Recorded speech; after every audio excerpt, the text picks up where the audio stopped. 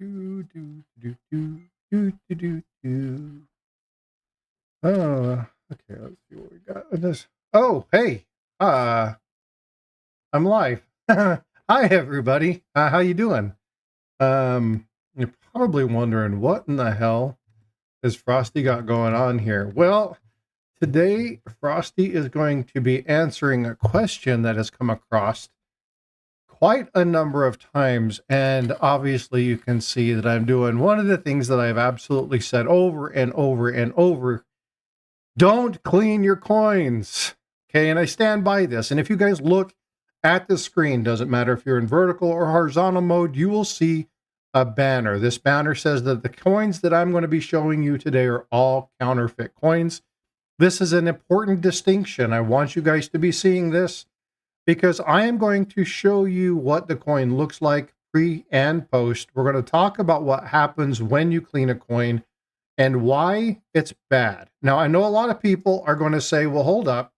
They're my coins, Frosty. I can do what I want with them. And you're absolutely right. You can do that. But you're not always going to be here. One time in the line of your life, it's going to end. And all the stuff that you have is going to go to somebody else. And you potentially could have a coin that's worth a great deal of money. Cleaning it destroys that. And so I want to make sure that we kind of go through that. Now, here with me, you won't see him in the discussion because I'm showing this particular screen. But with me, I have Eric. Good day, Eric. Good morning. And we're going to have just a general chit chat. And we're going to be talking about some of the things that happen as you clean a coin. So again, the coin that you see here is a 1941. Eric, do you notice the little SEG here? The SEG? Yeah, that shit-eating grin that's on his face. Oh, yes. Okay, so from that on out, to keep from swearing for the little young people that may be hearing, I'm going to call that the SEG. Okay, that's that little thing. That's one of the telltale signs on a Lincoln cent. So you go ahead and you can scrub on through this thing, right? And Eric, so let's talk about what's happening as I'm going through and doing this. Now I've got some toothpaste. Oh, you know what? Hold on. Let's go ahead and do what those, you've seen these channels, right? So now we've got some dish soap, right? And so what's happening to the surface of the coin right now as I'm doing this? Well, you're putting micro scratches on it. Not only is the toothbrush an abrasive, but the toothpaste itself is an abrasive. So you are actually pulling a layer of copper off. Scotty's like, you missed a spot. So again, folks, this is something, and again, the banners are really, really important. Everything that I'm going to be showing you today is a counterfeit coin. But what Eric said is exactly right. Right? When you do something like this, there are things you may not see. Now, what else am I doing right now, Eric? You are doing the same thing, but it's just with a rag. Right. Okay. Now, a lot of people, now, again, I'm going to pull this off to the side, and I'm going to show you something else. Now, every time I do something with an abrasive surface or a chemical, now that we're going to put that coin back up there, and look at how shiny it is. Yes, unfortunately, there are telltale signs about how bad this is. But if you look at this, you can see, let's see if I can get that with, the light may not work for me. Come on, let's adjust. You can kind of see them.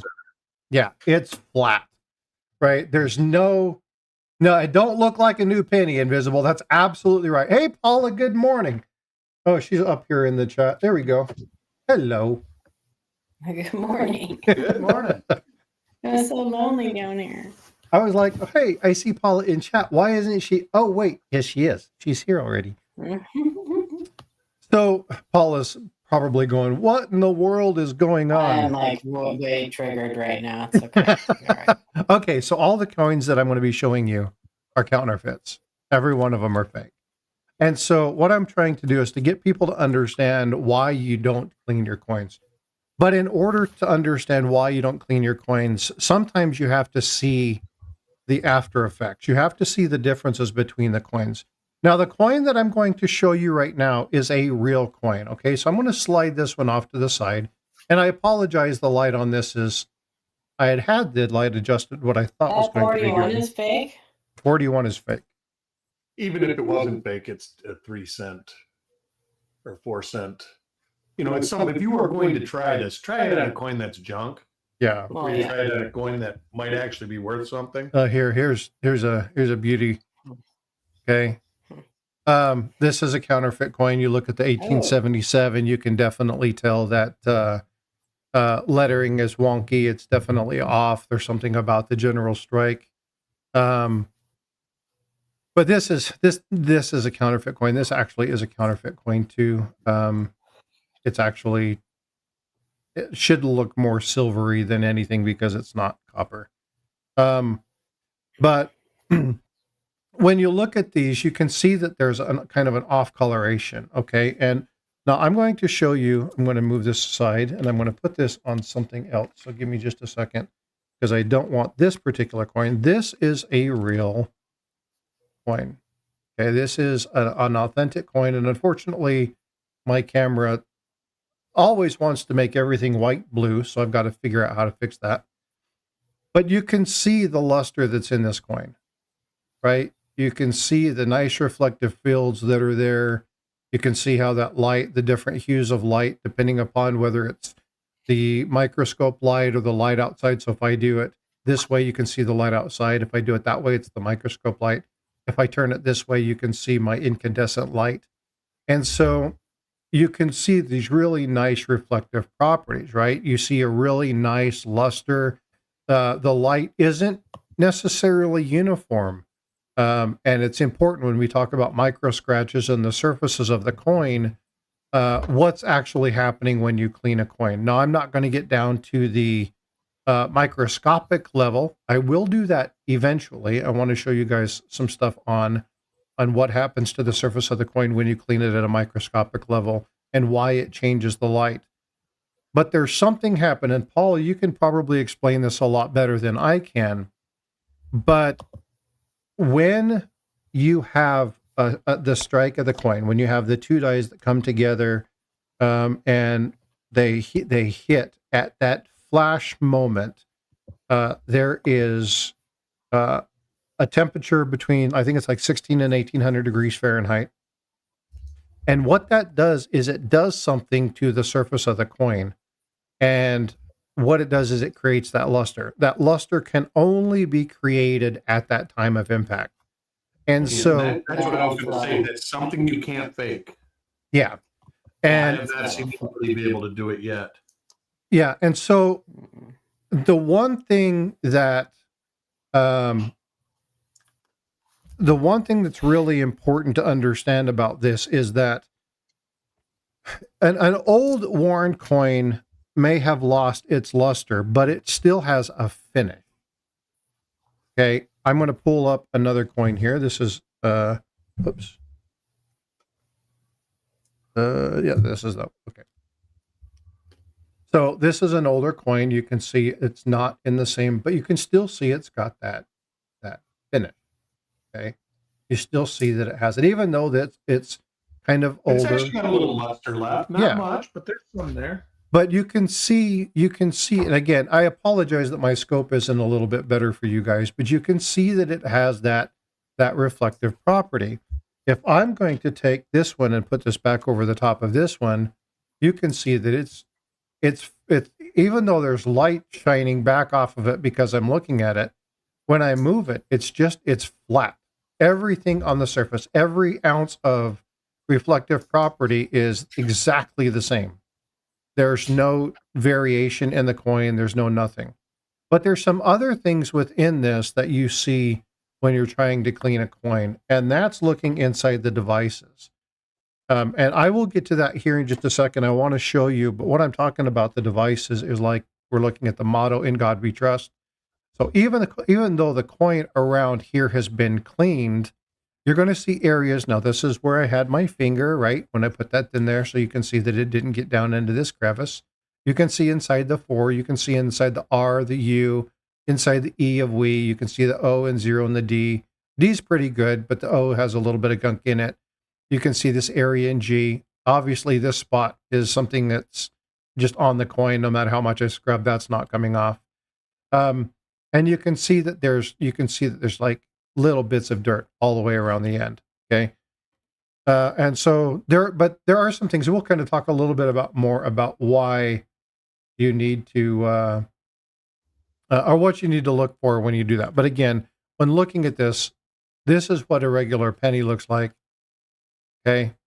Well, a new penny, right? BU plus, and then just one that's brown, and you still see that kind of luster. You still see that surface of the coin, right? You can definitely see that there. So that's important to understand. Now I'm going to move these two coins that are real out of the way, get back to this nastiness, and I'm going to jack up one of these counterfeit coins. Now, this is counterfeit. We can prove that it's counterfeit by a couple different things. Let me use this one. I like this one better. It shows a little bit better. So when you look at this one, the first thing you're going to be doing is looking at that date. The date is definitely off. The 1 is bigger than the 8. The 7 looks about right. The 6 is the wrong style for this particular year. When you flip it over, in general, you can see pitting throughout the coin.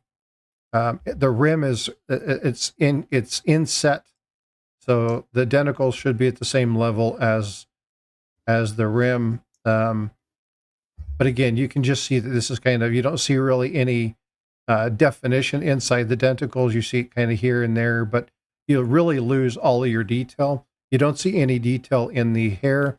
This area right here within the behind the Indian's ear, there's a lot of detail normally in an Indian head scent. There's none there. You lose the detail here. You lose the detail in and around the neck. And so there's just some places that you can tell that this coin, obviously the lettering is a little bit off, the wrong font. But this is a 100% counterfeit coin. This coin was sent to me by Ringmaster Ray. And he sent me to this, or he sent me some of these coins to do like demonstrations and stuff like this. So what I'm going to do is if you look at the surface of this coin, you can see it kind of has what people would say was luster, right? Unfortunately, my nose is itching like crazy. Apologize for that. You can see what looks like luster, but again, remember, you see this kind of uniform polishing, right? Can I just make a quick suggestion before you touch that? Yeah.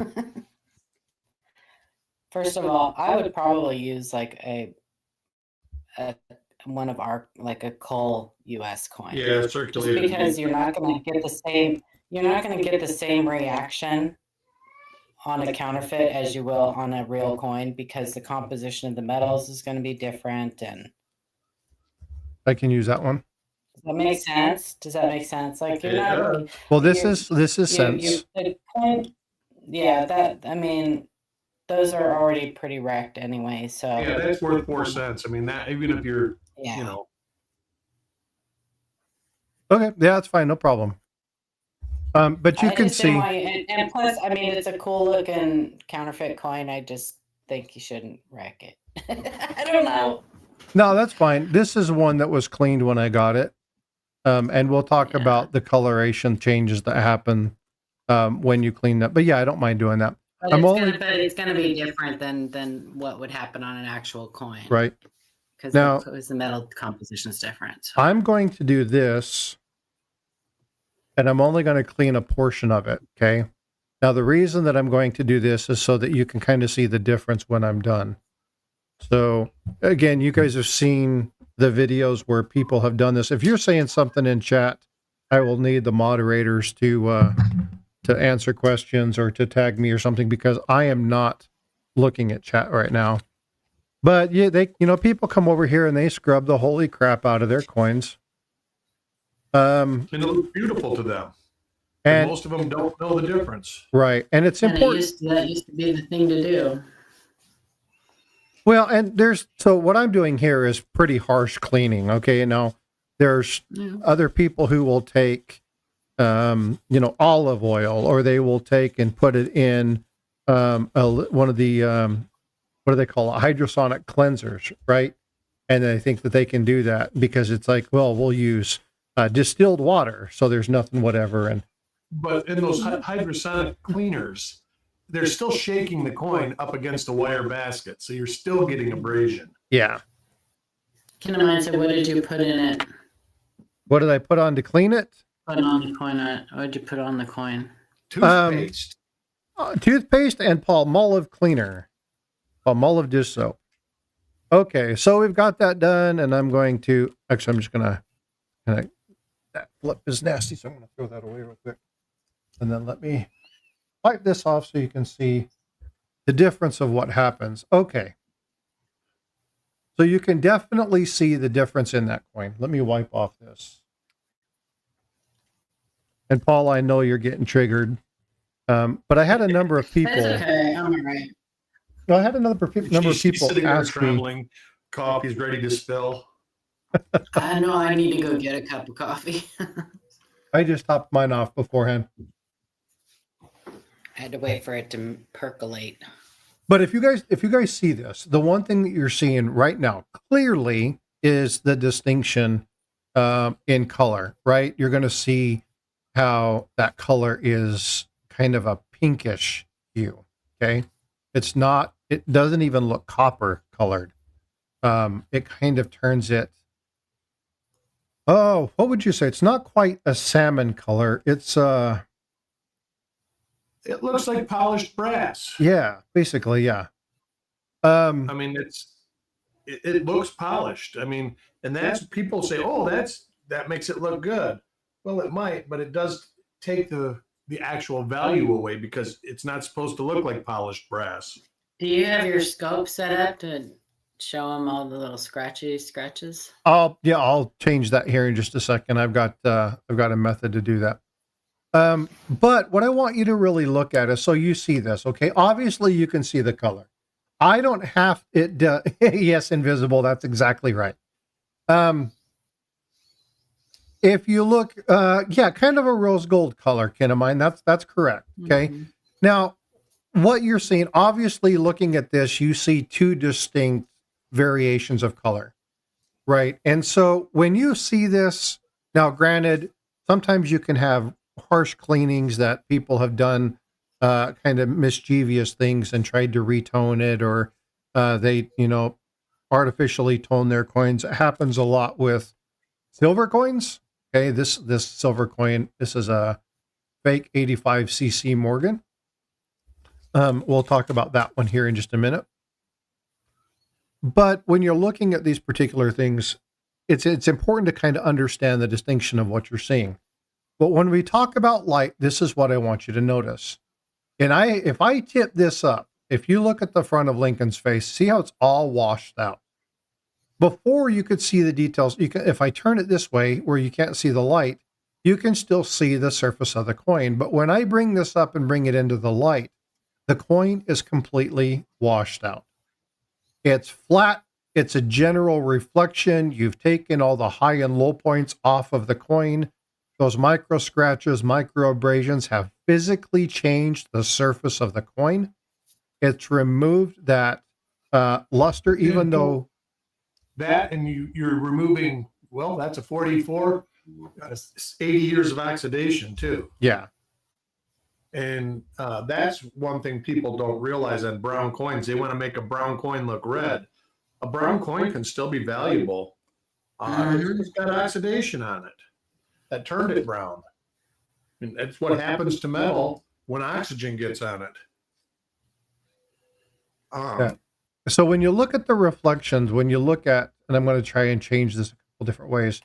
When you look at the reflection in this, you can see how on the left-hand side behind, you can still see that kind of lustery glow that happens. If you change the light, you can see the light reflects differently off of it. Whereas it's either the light shines bright or the light doesn't on the area that we cleaned to the front of Lincoln's face. And so it's really important to kind of understand what's happening. Now, I'm going to change the setup here in just a second and show you kind of what happens with the surface of the coin so you can see the scratches that happen But it's important to look at that. The other thing is if you look at this, I scrubbed it really well. If you look inside that R in trust, you can see that it's still loaded with dirt. Okay. Everything else is clean, but the R is captured. Now, if you look at this very closely, and I'll zoom in a second, I've got, I talk about being fancy. I got my Gatorade bottle here. Hold on. I got to adjust this really quickly.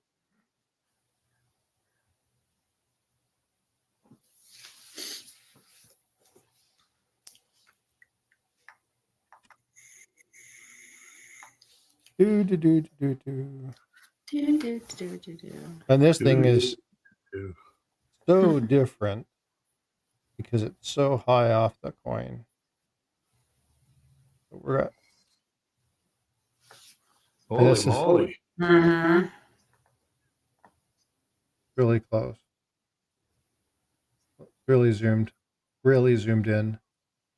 But when we look at, and I apologize, every time I move, it's going to bounce just because of the table that it's on. So when you look at the R in this particular coin, you'll see that even around the devices, even though we cleaned it, you still have dirt.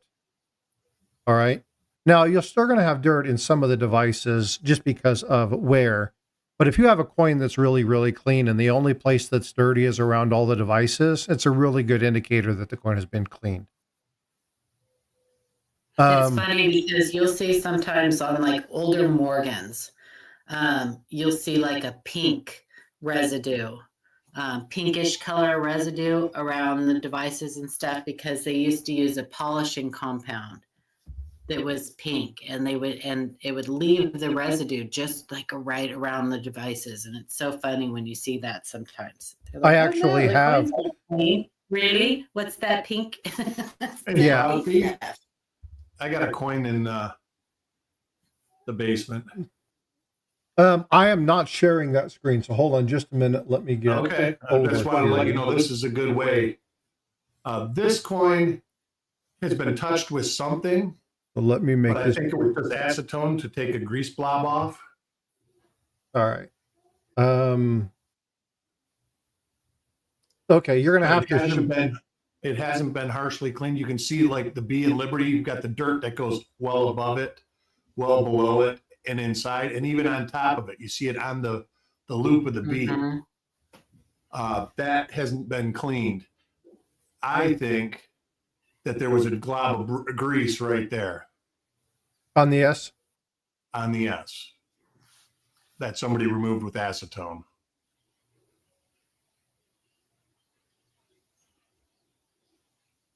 Something. Yeah, just right there. I mean, the rest of the coin's beautiful. Here's a good thing. If you're ever looking at 31S, there's a good marker for a legitimate 31S. I think there's 5 die pairs. But you look at the rest of the coin and it's... You mean like a glob of mint grease? Glob of something. There was something obviously on the mint mark. I don't think it was mint grease. I don't know what it was. It's kind of convenient that there's a mark right there. Of course, there's toning, straight toning right here. There's toning, and sometimes those mint marks are punched in, like they have like a sunken look around. So that it's possible. This might not be cleaned at all. It's possible that that's just a bit of toning. I got a great deal on this coin, so. And that's that. Yeah, that 31S. Yeah. That is a key date, folks, just in case you're wondering. Many of you already knew that, but still. But I figured I would show you that to see what people are trying to get off. People would try to get this off right here. And then you'd still see it, if you can see my little pointer, on the inside. You can't get way down in there without totally abusing the coin. I mean, you hear people use a rose thorn. That's not a bad idea, but you still have to be careful because you have to be careful. A knife to it. Mm-hmm. In oxidation, anybody who's sanded on a car or sanded wood, when you take something abrasive to the top of a coin, it does the same thing, even though it's in much finer detail than a piece of wood. Buff the wood. Buff the wood. Right. I'll be right back. I'm going to go get some coffee. But I just figured this would help you out where you were trying to show that. No, I appreciate it. The other thing, oops, I hate it when it does that. No, I don't want that there. Here, try to look for micro. Yeah, so it's going to be hard because this coin is pretty cheesed. All right there, you can see. But you can see the little micro scratches that are in this, and you can see they run kind of east to west, northwest to southeast. And you'll see those kind of micro scratches. That was because when I was cleaning this coin, that was the direction that I was cleaning it in. And I'm looking for a cleaned coin. I don't have one. You'll see all through here, you'll see that all those scratches run the same way. Now, I know this is really shaky, and I apologize. Unfortunately, the table that I'm on, when I zoom in this close on the microscope, is really shaky, so I apologize. Now, here's something that's really important. If you can look on the rim, you can see these lines that go from the outside in. These are ley lines, right? This is from dye deterioration. And Those so, are not ley lines. or not ley lines, dye deterioration. Yeah, radial flow lines. Thank you. I appreciate the correction in that.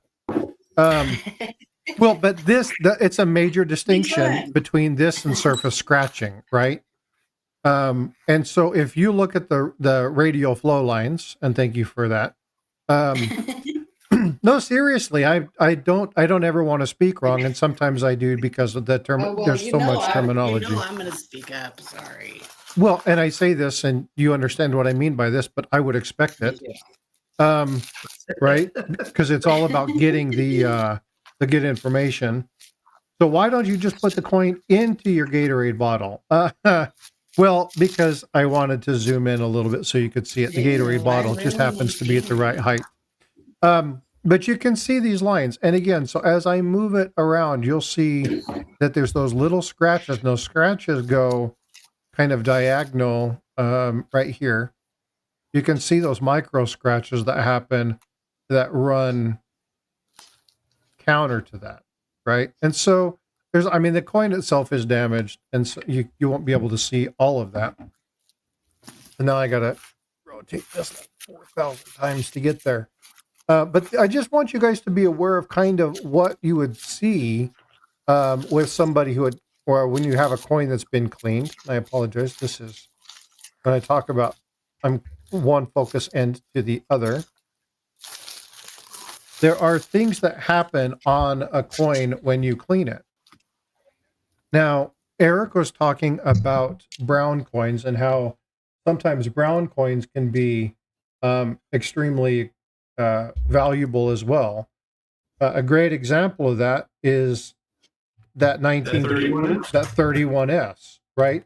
So when you look at that 31S, if you're looking at it in, let's say, AU53, you're talking $150 coin. Yeah, that coin probably would grade higher than AU53. Okay, so it would depend, because you got to remember they don't look at those under a scope. And that coin actually has a great eye appeal and luster left on it, so it could get a mint state grade. I don't think it would. But here's a good picture of dye flow lines. If you want to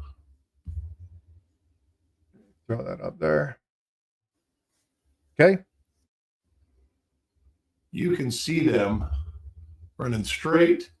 They always push towards the outer rim. That you hear the people, the L in the rim.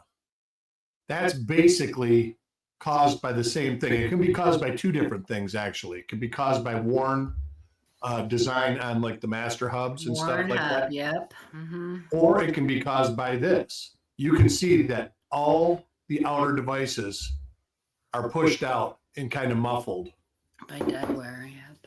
By the dye wear. Mm-hmm. And you can see all the way around the coin. Look at the back of the head.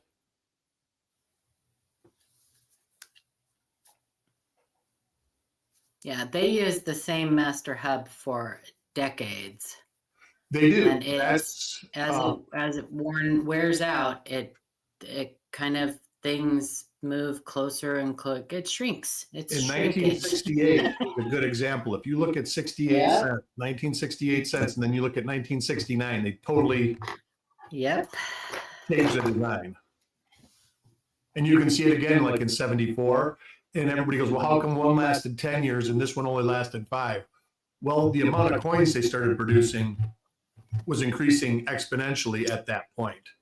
You went from when they were making hundreds of millions in the 50s to billions in the 60s, 70s, 80s, 90s. I mean, there's years that they make 8 billion Lincoln cents, which is a whole lot of Lincoln cents. A whole lot. I think the average is around 4 billion usually.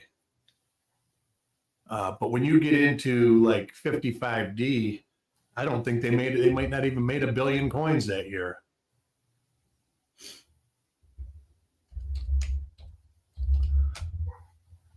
So now this coin, that coin has great luster. When you look at it, here, I'll put it into the other camera that has my icon on it.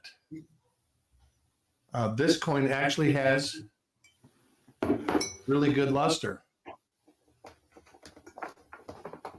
Yeah, it looks like the one that I was showing earlier.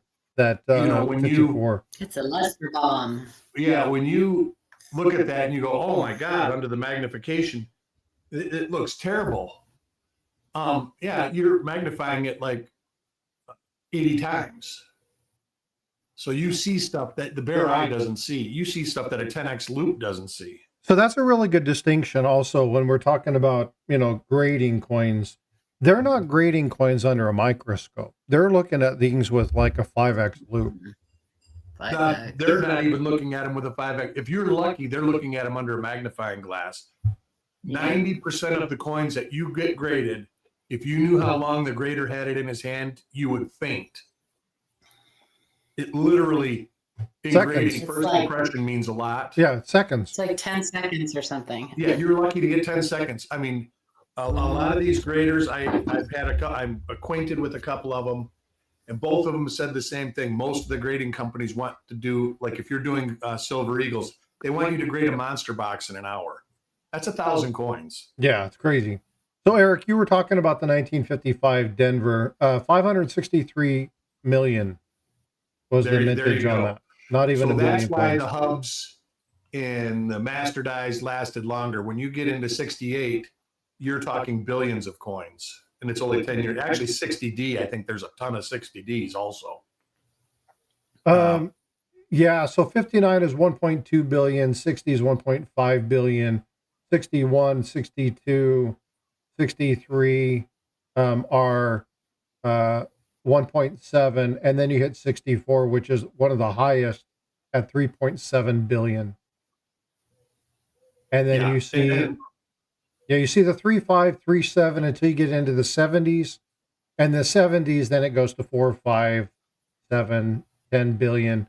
The last one of the 1982, the bronze cents, had 10.7 billion coins. Which is crazy. Yeah. Crazy amount of coins. But here's an interesting thing, and I'm not sure of this. This is just a question that has come up. How many coins were minted in 83 and 84?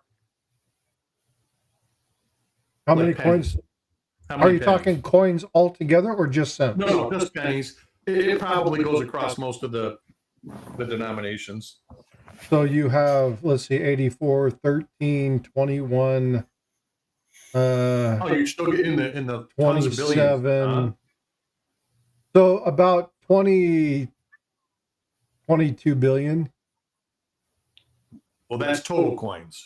Total coins for PD&S. Okay. My thought was, and it lately it happens. Like right now, everybody goes, how come there's no 2024 coins? Well, the mint was pushing coins in 2023 to stop inflation, or to stop, you don't want to go into a recession. 82 was a year that Black Monday occurred.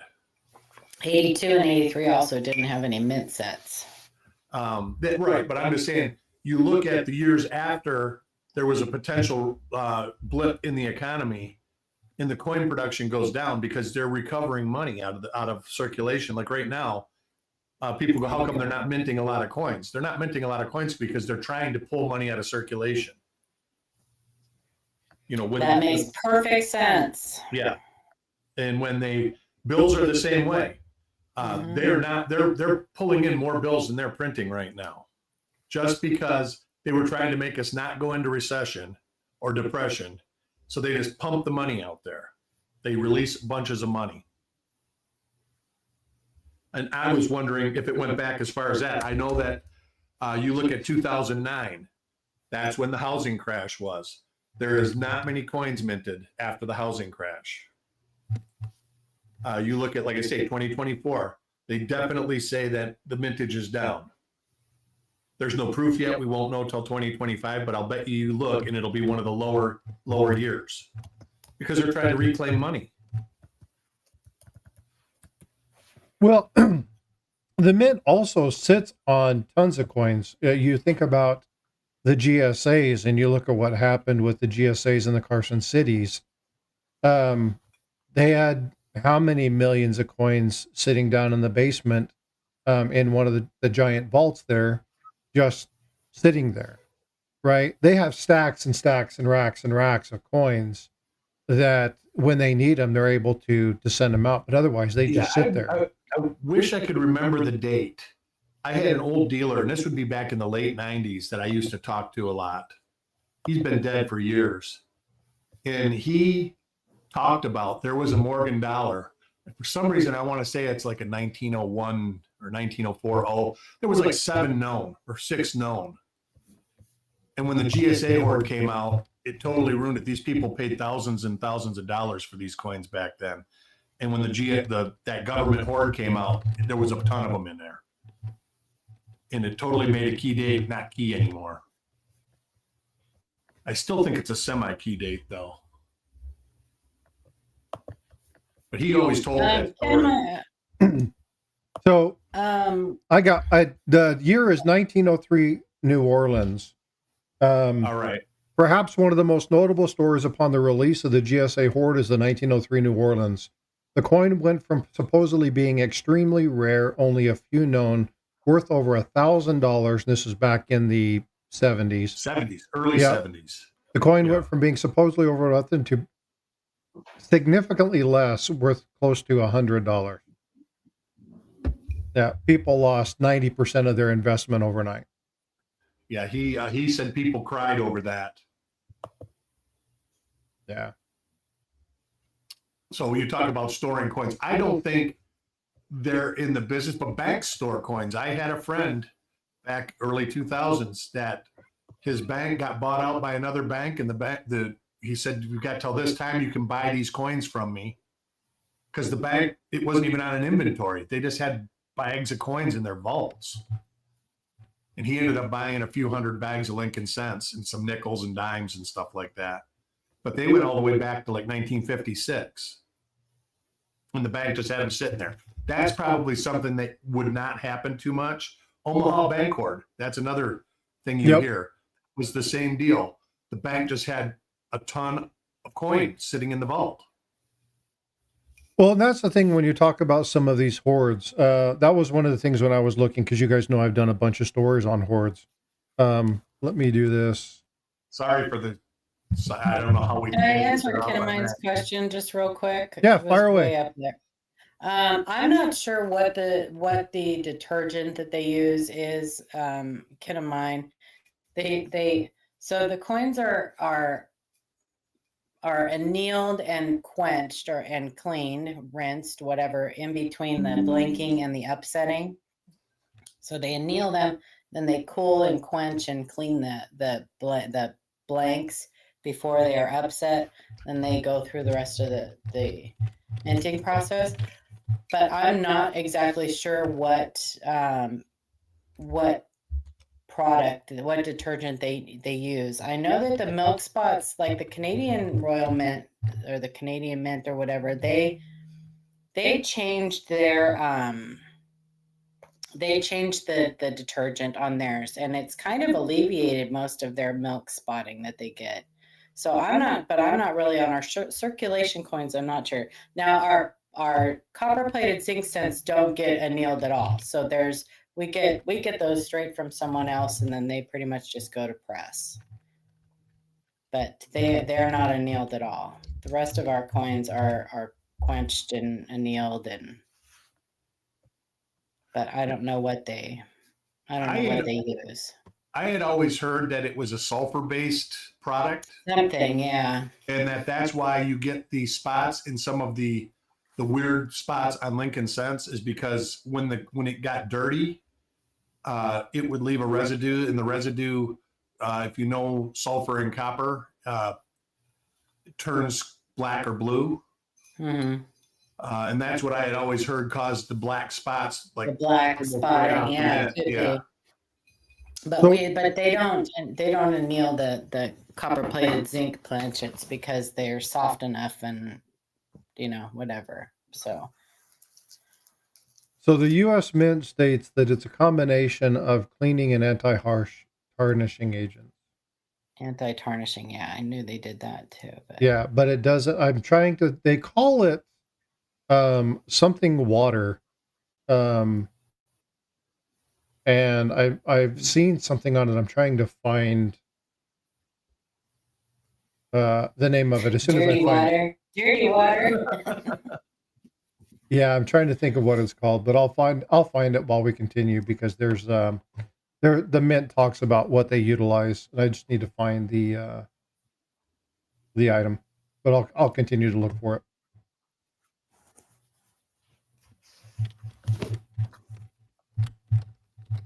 Yeah, I don't see anything that actually gives a breakdown of what's in it, but like I said, I've always heard that it was sulfur based for some reason. Mm-hmm.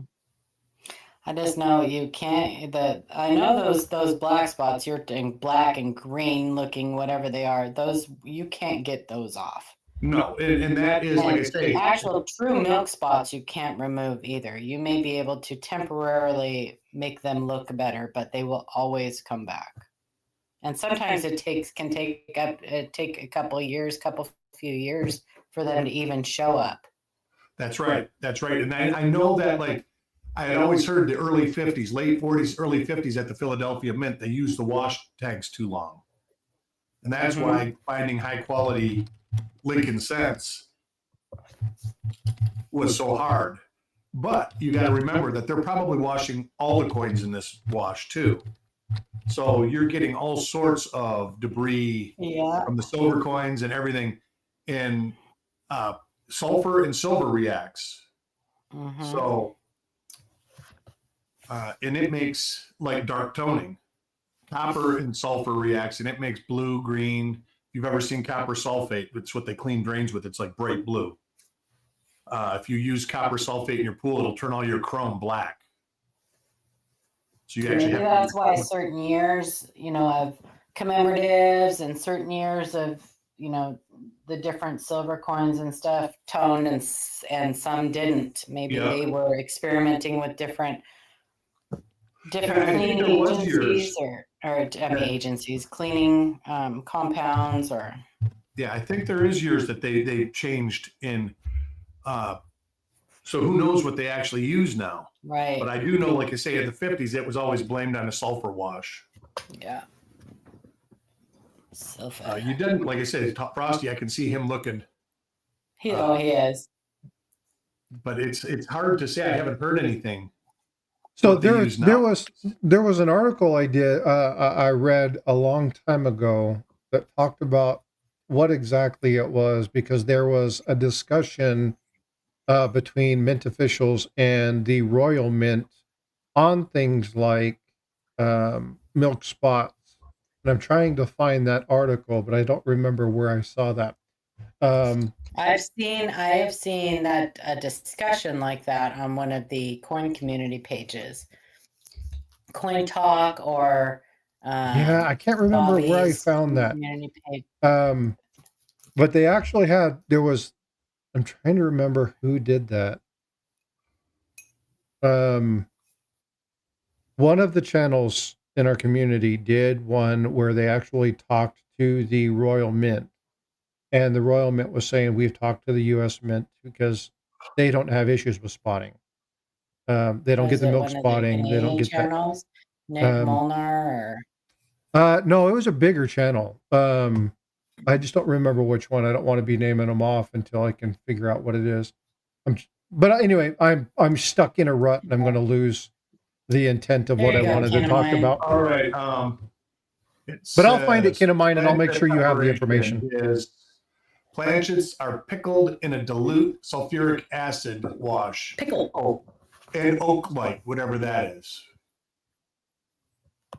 Or Sounds like- oakite. Sounds like a drink you'd pick up at a bar. And that's from That NGC. was weird. Yeah. So one of the things, rabbit hole. This happens all the time here. I mean, I'm working with these two. Nothing ever stays on topic. Squirrel. No. Well, but the thing is, Well, I is that didn't. She asked a little while ago. well, and again, kid of mine, I appreciate you asking the question. I don't mind going off track if we're answering questions in chat. Caroline asked. That's the whole reason that we're here. But again, I will find the answer. I will get you the answer, and then I will share with you exactly what it is, because what's important to me is that if you have questions, and sometimes the answer is we don't know, but it may mean reaching out to the Mint and saying, hey, I want to talk to you about some of the processes. I have a channel. This is what's going on, and I would like to know more, and I'll see what I can do about scheduling an interview. So I'll do what I can to find those answers for you. Okay. So All right. Oakite. Oakite is another acid. It's designed to remove light grease, oil, and stop dirt, flux, rust, and oxidation. So that is what they use. Okay. Is oakite. And it's basically a very mild sulfuric acid solution. The planchets are not washed after they are struck. And I do think they used to be washed after they were struck. They used to be rinsed, I believe. Cooled or something. And the chemical is called oakite 33. So yeah, you don't know how long oakite 33 has been on the market. That might be something that is new.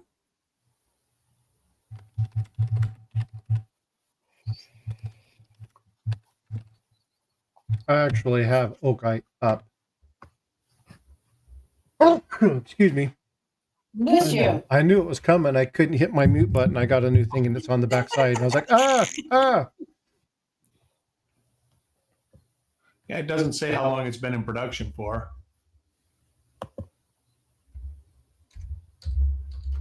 But I'm sure that they use some other sulfur base, which sulfuric acid is sulfur based.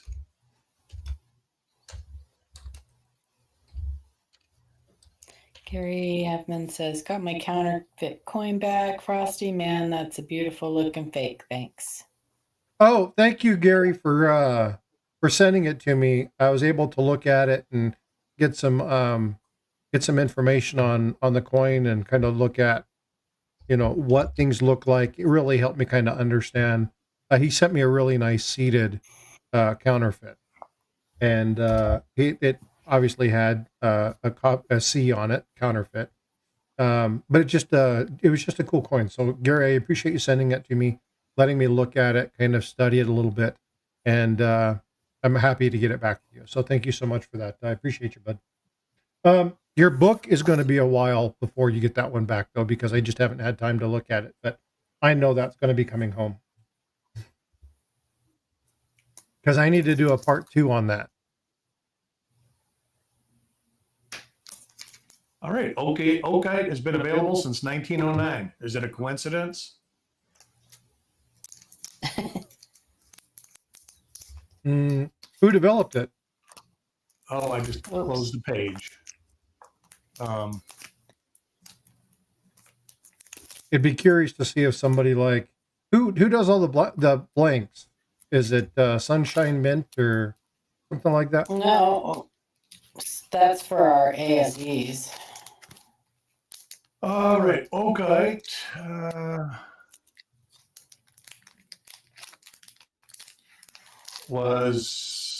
Just says it's a division of Oakite Products. Okay, products. And it is now a member of the Chemitol GmbH group, which means it's somewhere in Europe as the owner now. But it sounds like it was started out as Oakite Products. NALTIC Industries. That's kind of a weird name for 1909.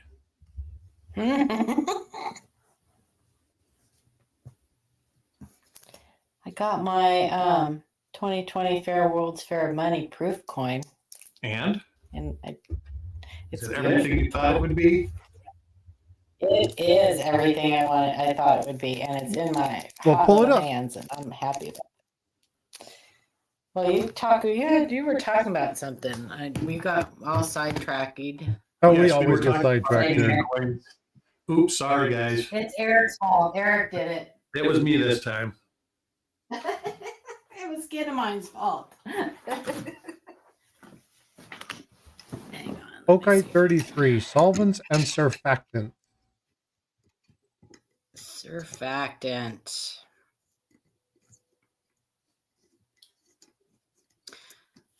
You have surfactant on the outside of your lungs.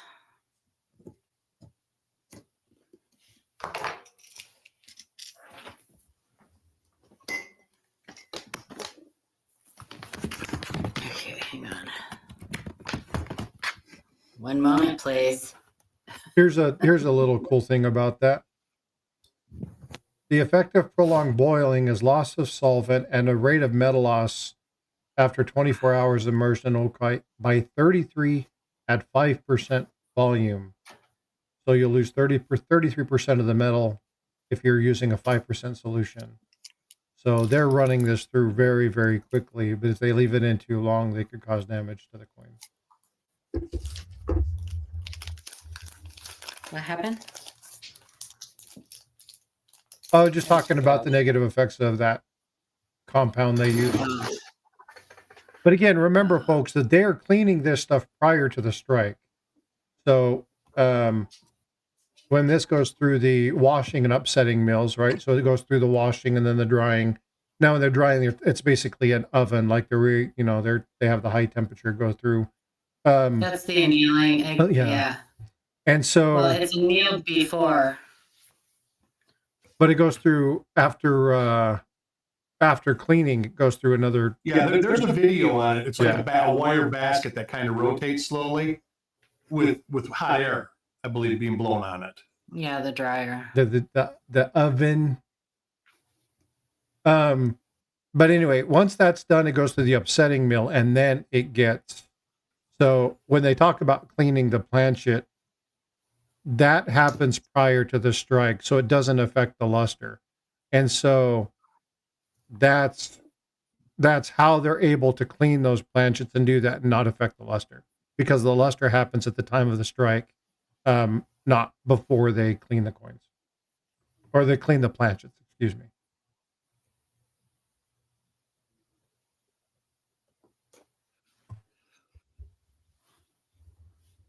Hold on. I have to make you big, and then I have to bring you back over, and then I have to make you big again. Oh, that's pretty. That's cool. Isn't that pretty? That's cool. Who sent you that goodie? So Adam went to. I thought that they were only going to let people get one a piece of these, but Adam was able to. Between Adam and Farm Dog, they were able to get the whole panel one. Oh, that's cool. They just made people fill out a card. Yeah, I would have loved to have went there and got one of these. Yeah, and it's an actual coin. It's got a $1, this one, and then they had a $5 silver one, and then a gold, I don't know, $10 or $20, I guess, gold coin. Orta Bullion says hi, Paula. Who? Sorry, hi. Orta. Yeah, so I'm tickled pink about getting this. Yeah, that's really Super cool. Yeah, really cool. They did a great job, and then it came with in a little card that has all its information, and then it's got the the pregnancy.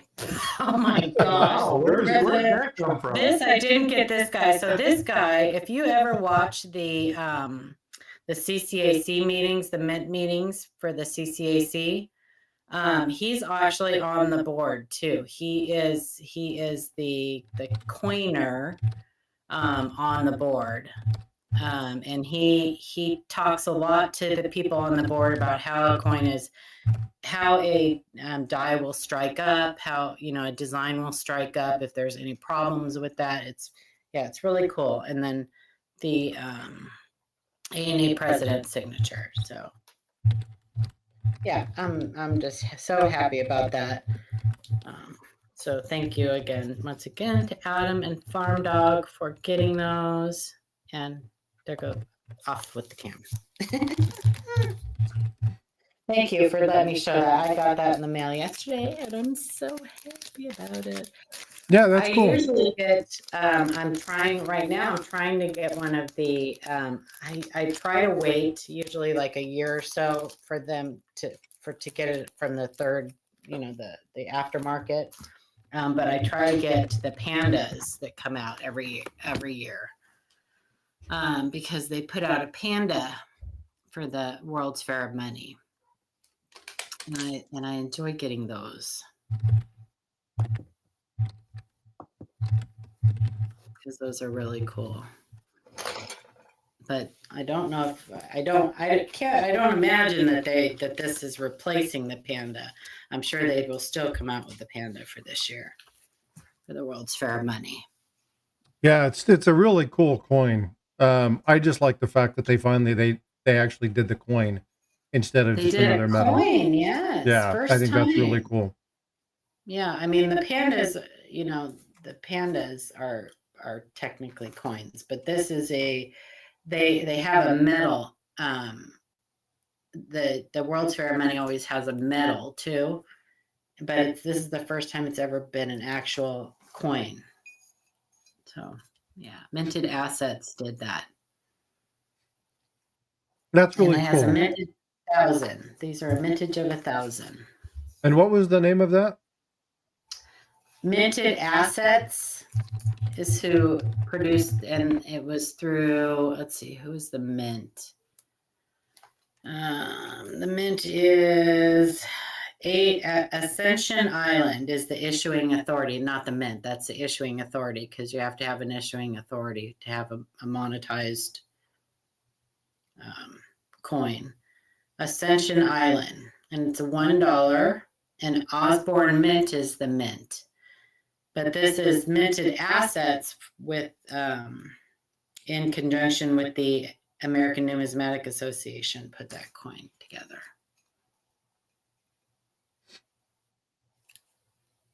Yeah, I was trying to see if you could purchase the thing, and I haven't been able to find it. They had them for purchase. They might be gone already. The gold. They had the silver ones for purchase. And gold. And gold, yeah, the silver and gold ones for purchase. They are, last time I checked, I've been looking at their website, they are sold out. They had a 600 mintage on the silver, and they sold them at the show, and I think they probably got snatched up by all the dealers.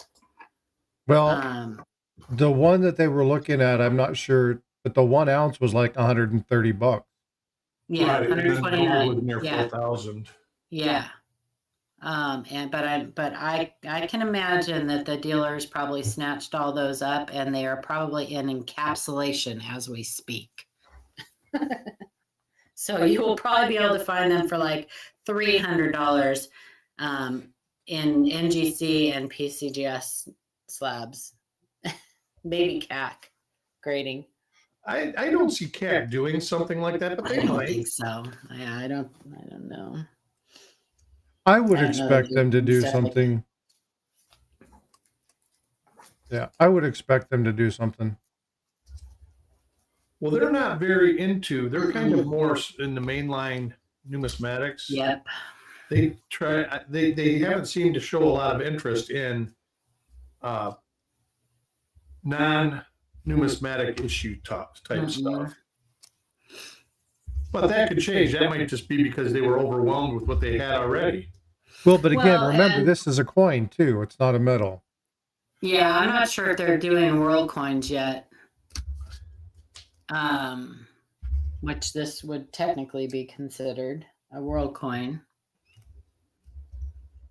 But they may do something. They may, I don't know. If they did it, it would be because they had special coin, special show labels, and it was just a special show thing. But I don't know. Freaking awesome. No, that is not a 46D over S, or it wouldn't have been an example of cleaning. Yeah. Nice try though. He sees that. He's gonna look. I bet you he's gonna look. Well, it's just No, it's the wrong mint mark type, I think. yeah, and it's just a reflection, so just rotate it so you can't see that particular reflection. But let's go ahead and get back to this because we kind of went all squirrely and went way off topic. I don't know. You got me still up like front and center on StreamYard, so I can't see nothing else. Oh, hold on just a sec. You said my logo. Yeah, there we go. I'll just watch the YouTube side. There we go. Yeah, I keep forgetting that I have that open because I was just displaying the other screen, so apologize for that. There it is. But again, when we're talking about cleaning, and I apologize for the deviation, but thank you for answering that question, and Kinemine, thank you again for asking the question. I appreciate it. You can definitely see the difference in the cleaning of this, right? And so it's really important when you look at this. Now, I'm going to move this scent out of the way. Again, you can see obviously the clear difference there. But I want to talk about these. Okay, now this is a counterfeit. It is magnetic. And this is something, she was talking about the devices and the pink stuff that you would see. Where did my little pen go? Oh, it fell on the ground. Got to AFK real quick, Frosty. I'll be right back. Yep, that's fine. What she's talking about is the edges around the devices. When they would use a polishing compound, it would leave a residue around each one of the devices, right? So you'd see these little pinkish hues. What you're looking for, and so there's a couple different things. Obviously, you're not going to see it on this coin because this is a counterfeit. But again, I want to show everybody that when I'm doing this stuff, I wanted to show a couple different examples. I have another Morgan. Let me grab that real fast. Can I see the reverse on that? Is that the CC? It is the CC. I just want to see if it's the common counterfeit reverse or not. It is. Yeah. That is a common counterfeit reverse, and there is one big, huge marker on that, besides the mint mark, that I can tell you guys. Do you know what it is, Frostbyte?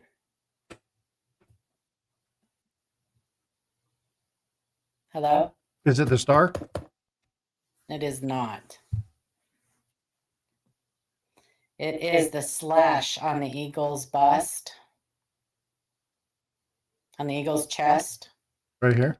See that slash? Yep, that slash right there. That is found on a lot. That is a common counterfeit reverse. Counterfeit. You find it on the Carson City and also on some of the S Mint counterfeits. Awesome. I'll show you. Yep. Obviously, real, right? You can see the luster. You can see that cartwheel as I rotate that around. Okay. Obviously, that is Philadelphia mint. But when you're looking at these devices, so you can see the toning around the edge here. And again, I apologize for the lighting. You can see the toning around the edge. That's not dirt. That's actual toning. That is natural toning too. Yeah. 40 minutes. I have no idea. He wasn't talking to us. He was talking to his wife, I'm sure. Yeah, she was asking. I was getting a coffee, and she was asking how much longer. I think she wants me to hang something on the wall or something like that. a nice little die crack there between the R and the star. But again, when you're looking at this, you can see the definite luster that's there. But what I want to show you when you're looking at this is Morning, JJ. when you look at some of the devices. Let's pull this across.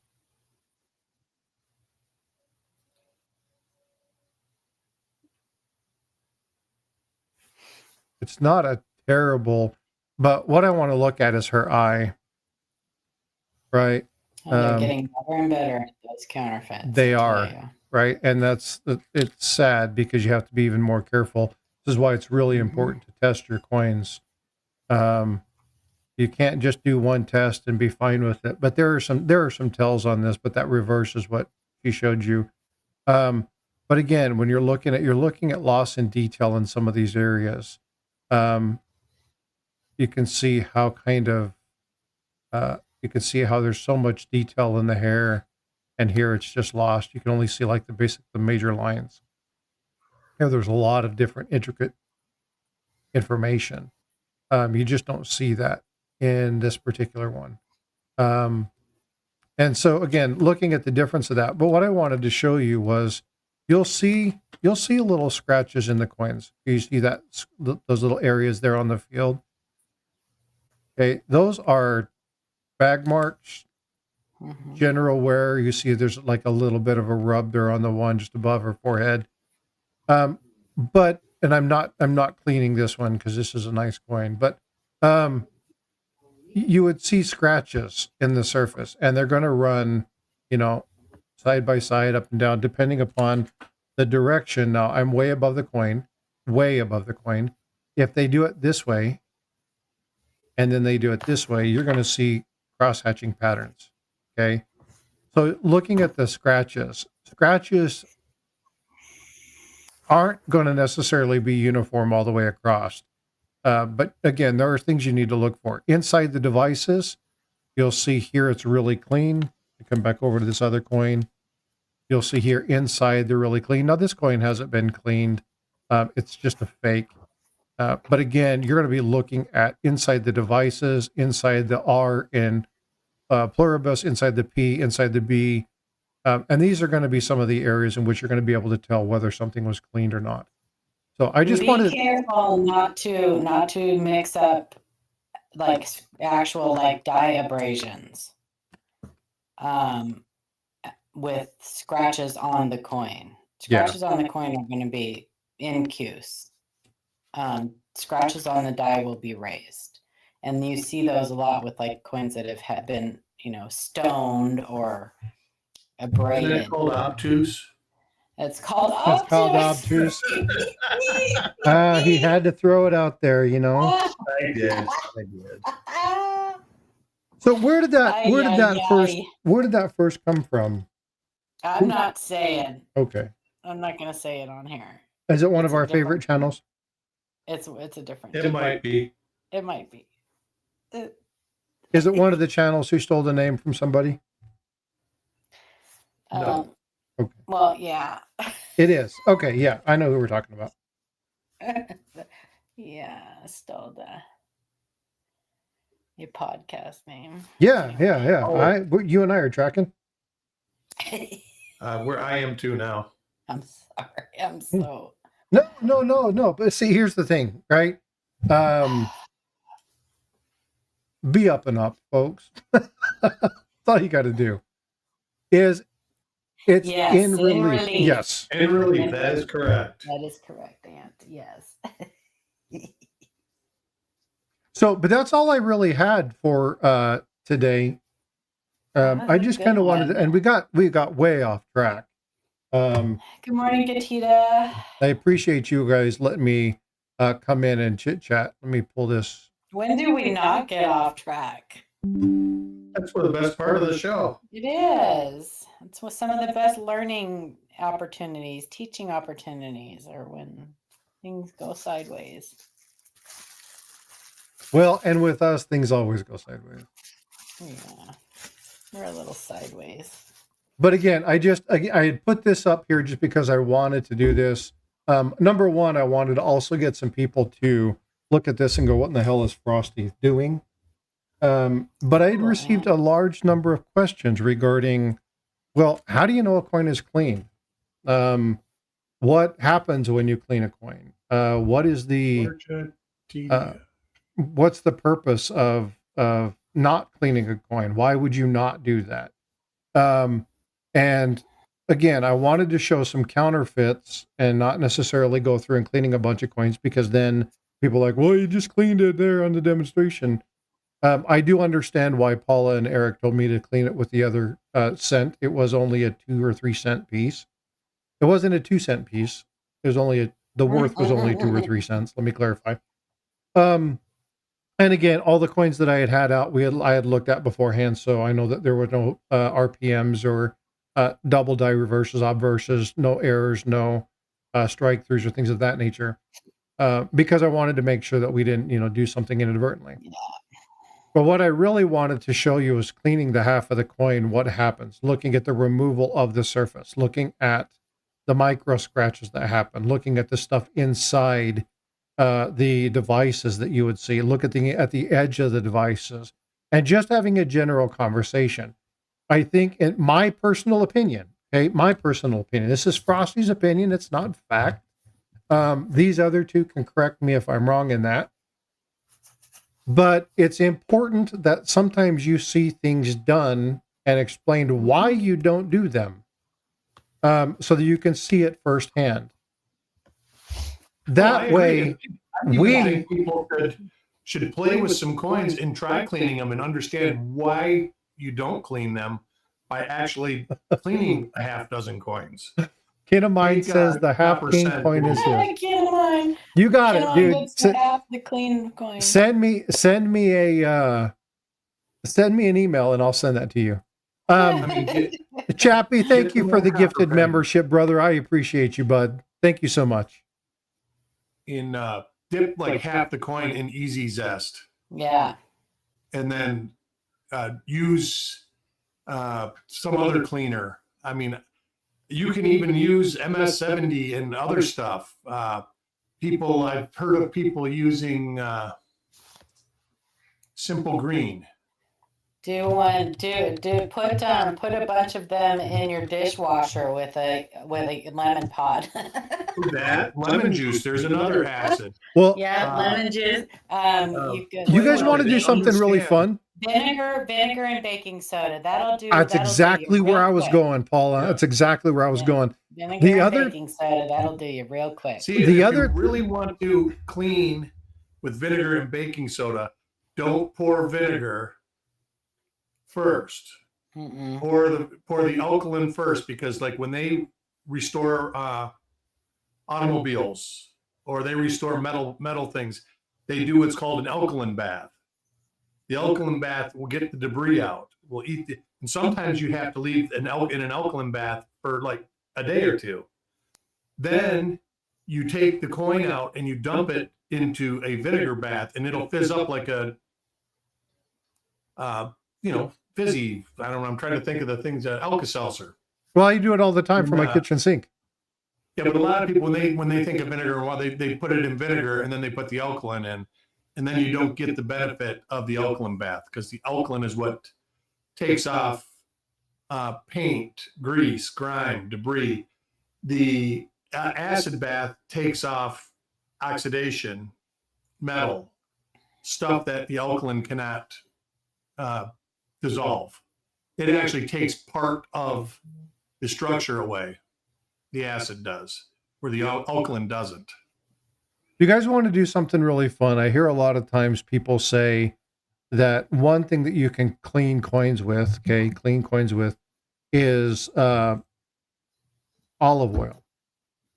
And that's an acid. Olive oil is an acid. You want to see something fun? Take a coin, leave it in olive oil for a few weeks, and then come back. Don't do it with an ancient, because it'll dissolve.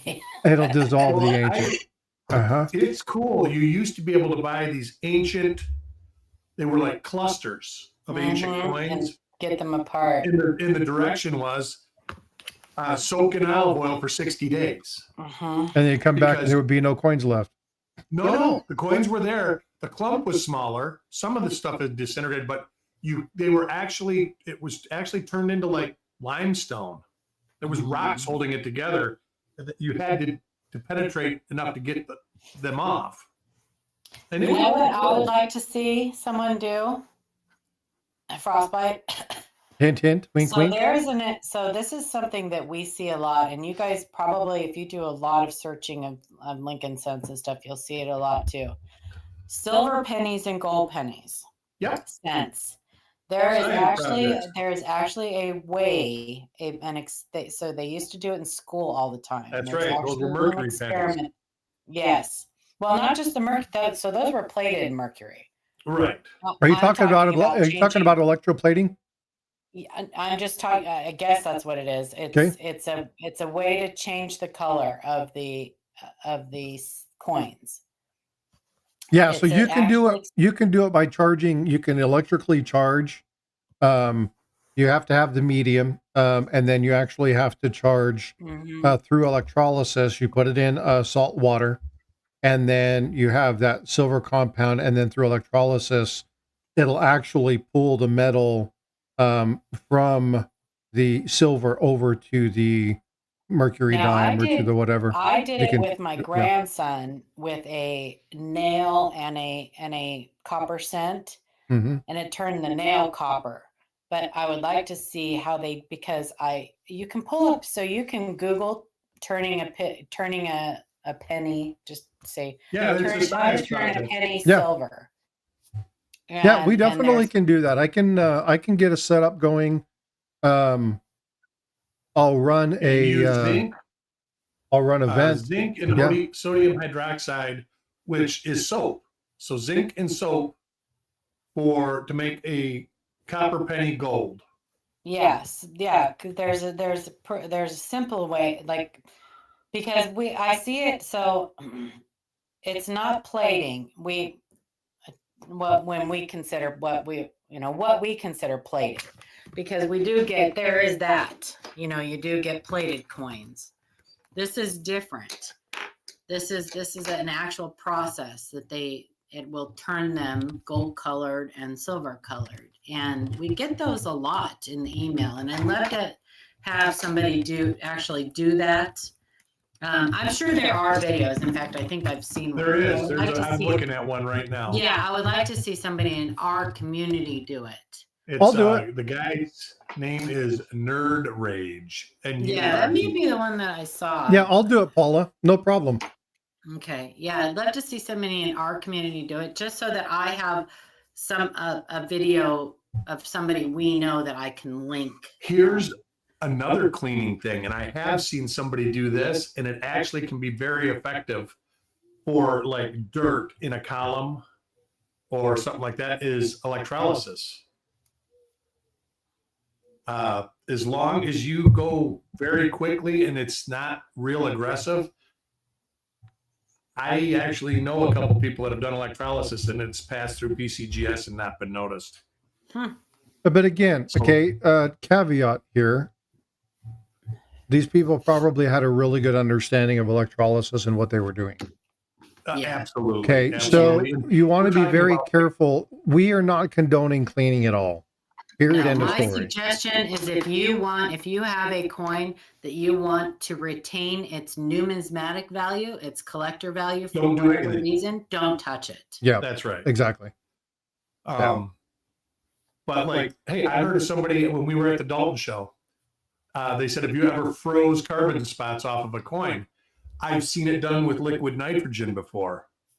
And you can always still tell. And they were like, no, you freeze it in water and then you smack it and break the ice off the coin and it'll pull the carbon spot off. So I've never tried it.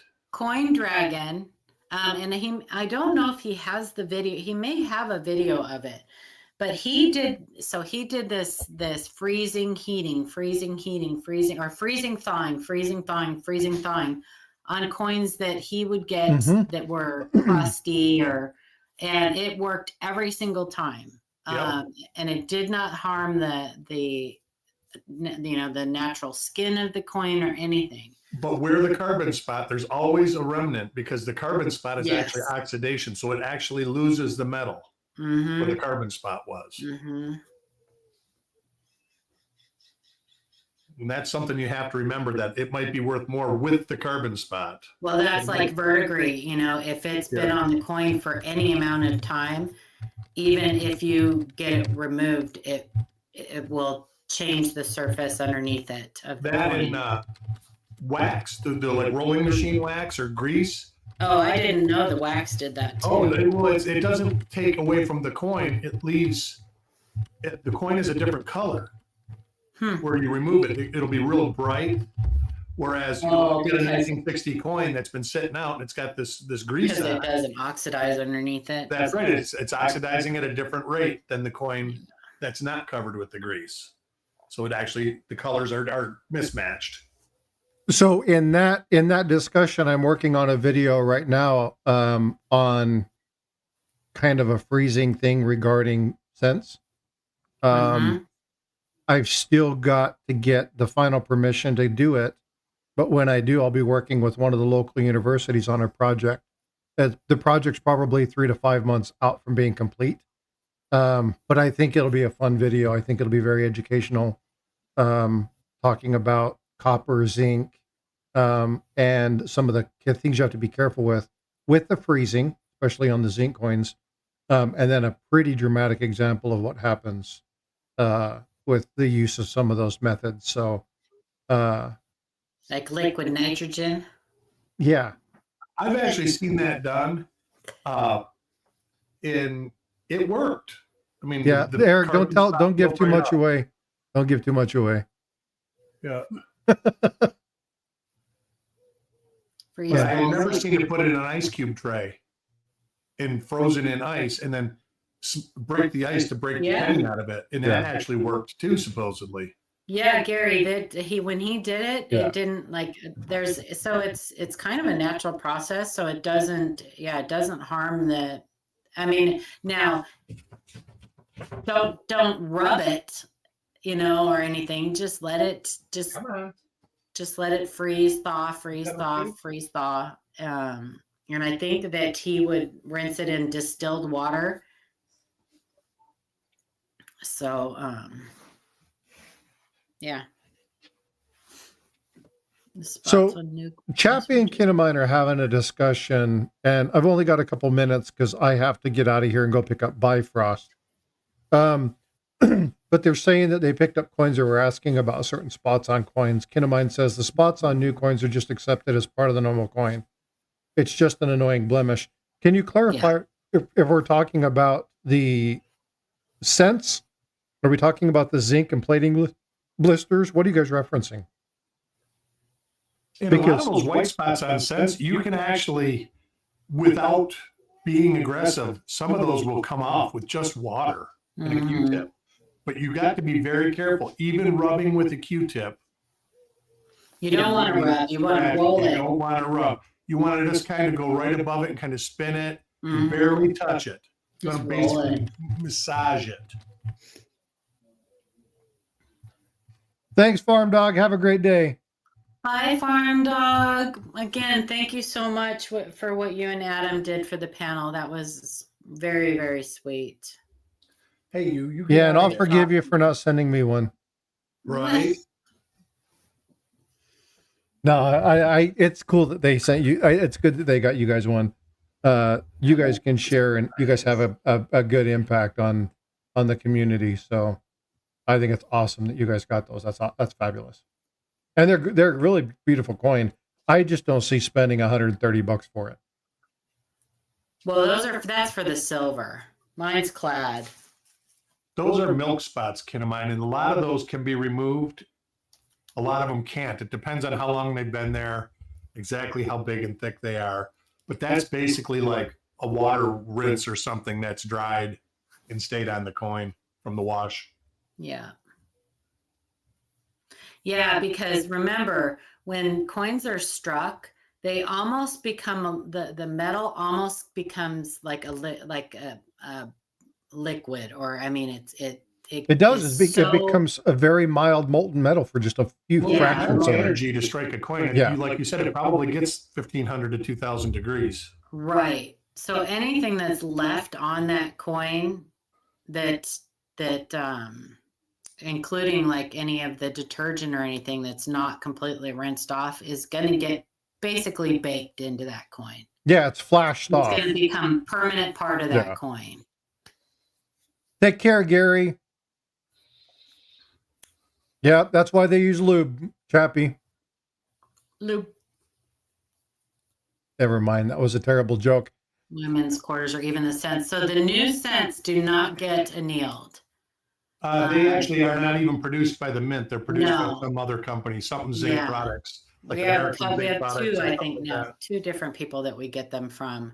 But they come straight from the distribution place and right to the striking chamber. I was going to say, I think they come ready to strike. They do. They are upset and everything. They come ready to strike. So, yep. We don't have anything to do with those anymore. So, all right, and we will never know what those companies, how those companies produce them, because they will not let anybody into the factories to see. But yeah, unstruck blanks get out of the factories all the time because that's one of the easiest unstruck blanks to get. Yep. And you know, that's why it drives me bonkers when you see those slabbed as errors. It drives me bonkers. So, whatever. Yep, I hear you. All right, folks, I'm going to go pick up Bifrost. You all, thank you for coming in, hanging out. Paula and Eric, thank you for coming up. I appreciate you as always. See you tomorrow. All right, brother. All right, folks. Well, thanks for coming in again. Just a little bit of fun, kind of showing you guys and gals a little bit about what you see when you clean a coin. And again, you know, I had up here, I was showing counterfeits. I did show that on a real authentic coin at the request so they could understand what was happening with the metal. I do understand why they wanted to do that. I want you guys to understand that under no pretense do I clean a coin. If there's something that is really nice, whatnot, I might send it off for conservation, but there are inherent risks with doing that as well. So when you do that, really take time. If you have any doubts, any questions, usually if you have to second guess yourself, that's something telling you not to do it. Okay. With that being said, I'm going to go pick up my daughter. We're going to go hang out and pick up some stuff for her school. Go spend some time Daddy-Daughter Day today. And I will see you guys periodically throughout other streams. Take care of each other. Be kind to each other. The economy sucks, and so look out for each other. All right? Love you all. Appreciate you. And I will see you in the stream.